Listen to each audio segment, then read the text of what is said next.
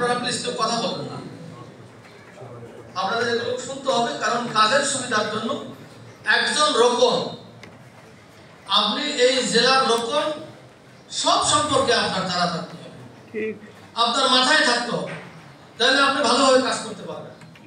আপনার কাছে প্রশ্ন আসলে নিজের প্রশ্ন নিজেই উত্তর দিতে পারবেন, অন্যদেরকে আপনি উত্তর দিতে পারবেন। জেলা নির্বাচন কমিটি, প্রত্যেকটা কমিটি করা হয়েছে কেন্দ্রের একটা গাইডলাইনের আলোকে।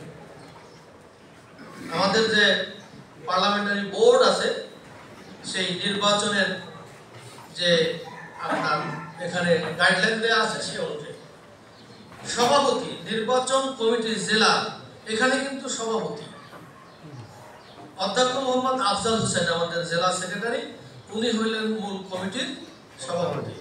সেক্রেটারি হলো মোহাম্মদ শাহাদাত হোসেন, উনি হলেন আমাদের জেলার নির্বাচন কমিটির প্রধান, সেই হিসেবে উনি হলেন সেক্রেটারি। জেলা নায়েব আমিরদের মধ্যে একজন এই কমিটিতে থাকবেন, কিন্তু আমাদের দুইজনই আলহামদুলিল্লাহ প্রার্থী হওয়াতে দুইজনই আমাদের কমিটিতে, যেহেতু প্রার্থীরা ওই কমিটিতে থাকবেন। জেলা নায়েব আমির দুইজনই আছেন, মাওলানা আব্দুর রৌফ, অধ্যক্ষ মোহাম্মদ শাহিনুল ইসলাম। পার্লামেন্টারি বোর্ডে পাশকৃত আসনসমূহের প্রার্থীগণ, অর্থাৎ এই 5 জন প্রার্থী আমাদের এই মূল কমিটিতে আছেন। ব্যারিস্টার মোহাম্মদ নজরুল ইসলাম, ইঞ্জিনিয়ার মোহাম্মদ তৌফিক হাসান, অধ্যক্ষ মোহাম্মদ শাহিনুল ইসলাম এবং হাসান মাহবুব মাস্টার, এই 5 জন, মাওলানা আব্দুর রৌফ। এরপরে জেলার সকল আসন পরিচালক, এই 5টা আসনের আসন পরিচালক। মূল কমিটি হলো কি? সভাপতি। আর আসন কমিটি হলো কি? যিনি প্রধান, তিনি হলেন পরিচালক। তাহলে এই 5 পরিচালকও এই কমিটির সদস্য। ওনারা হলেন হাফেজ মাওলানা মোহাম্মদ এবিএম কামাল হোসেন, এরপরে হলো 1 নম্বরে, 2 নম্বরে আব্দুর রহিম মজুমদার, 3 নম্বরে মীর আতাউর রহমান, 3 নম্বরে। এরপরে অ্যাডভোকেট মোহাম্মদ শহীদুল ইসলাম 19, মোহাম্মদ শাহাদাত হোসেন 20। এরপরে জেলা শ্রমিক বিভাগের দায়িত্বশীল, অর্থাৎ এই কমিটিতে জেলার যিনি শ্রমিক কল্যাণ ফেডারেশনের সভাপতি মোহাম্মদ হারুন আর রশিদ, উনি এই জায়গার সদস্য। জেলা মহিলা বিভাগের সেক্রেটারি ওয়াহিদা নাসরিন, উনি এই কমিটির সদস্য। ছাত্রদের জেলা সভাপতি 2 জন, এইদিকে হলো মাহবুব শিয়া দক্ষিণে, আর উত্তরে হলো আবু সুফিয়ান। ছাত্রীদের জেলা সভানেত্রী 2 জন, আমাদের 2টা শাখা, ছাত্রদের এবং ছাত্রীদের। আপনার উত্তরে হলো সানিয়া তারান্নুম অর্নি, আর দক্ষিণে হলো হাফসা বিনতে শামসুদ্দিন। এদেরকে নিয়েই হলো আমাদের জেলা কমিটি। এরপরে হলো আমাদের এই আসনের কমিটি, বাকি আমরা সবগুলো এখানে বলার প্রয়োজন নাই। এই আসন কমিটিতে যারা দায়িত্ব পালন করবেন, আমি শুধু আসন কমিটির যিনি পরিচালক এবং আসনের যিনি প্রার্থী এবং যিনি সদস্য সচিব, এটা ঘোষণা করব। বাকিগুলো এই আসনের পরিচালক যিনি, উনি ঘোষণা করবেন। তো 3 নম্বর আসনের এই আসন কমিটির যেটা হচ্ছে, সেটা পরিচালক হবেন, পরিচালক হলো জনাব আমাদের জেলার সম্মানিত কর্মপরিষদ সদস্য, এই এলাকার কৃতি সন্তান জনাব মীর আতাউর রহমান, তিনি পরিচালক হিসেবে দায়িত্ব পালন করবেন। এবং প্রার্থী তো আমরা জানি অধ্যক্ষ মোহাম্মদ শাহিনুল ইসলাম, তিনি এই কমিটিতে আছেন। এবং সদস্য সচিব হিসেবে দায়িত্ব পালন করবেন জনাব মোহাম্মদ ইলিয়াস, আমাদের দক্ষিণ থানার জেলার কর্মপরিষদ সদস্য। বাকি যারা আছেন, এই কমিটিটাও একেবারে গাইডলাইন অনুযায়ী কমিটি করা হয়েছে।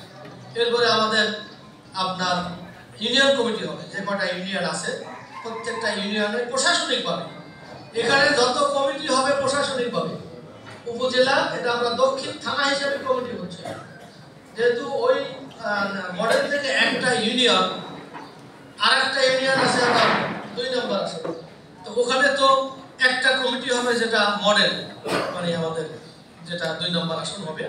এখানে প্রশাসনিকভাবে একটা কমিটি, যেটা দক্ষিণ থানা হিসেবে আপনার এটা বিবেচিত হবে। এরপরে যতগুলো ইউনিয়ন আছে, ইউনিয়নগুলোর আলাদা আলাদা কমিটি হবে। ওয়ার্ড কমিটি থাকবে না, ওয়ার্ড কমিটি না, ওখানে হলো সেন্টার কমিটি আর হলো বুথ কমিটি। এই ইউনিয়ন উপজেলার কমিটির মাধ্যমে এবং উপজেলা মূল কমিটির মাধ্যমে, আসন কমিটি সহ তাদের মাধ্যমে কমিটিগুলো ওনারা পাশ করিয়ে নেবেন। এখানে সেন্টার ভিত্তিক কমিটি হবে, বুথ ভিত্তিক কমিটি হবে। এটা পর্যায়ক্রমে আমরা করে ফেলতে হবে, কারণ হলো কিছুটা চেঞ্জ হতে পারে। এরপরও এখন যে অবস্থায় তালিকাগুলো আছে, এই তালিকা অনুযায়ী একেবারে বুথ ভিত্তিক পর্যন্ত কমিটি আমরা করে ফেলবো ইনশাআল্লাহ। এখন নির্বাচন, জাতীয় নির্বাচন আগে হবে না স্থানীয় নির্বাচন আগে হবে, এটা নিয়ে কিন্তু একটু আমরা চাই লোকাল নির্বাচন আগে হোক। আপনারাও চান তো? আগে যদি লোকাল নির্বাচন হয়, স্থানীয় নির্বাচন হয়, জাতীয় সংসদ নির্বাচনে আমাদের জন্য আরো ভালো রেজাল্ট করা সম্ভব। কারণ আওয়ামী লীগ এতদিন যা করেছে, তারা তাদের মতো করে মেম্বার নির্বাচন পর্যন্ত তাদের মতো করে করে নিয়েছে।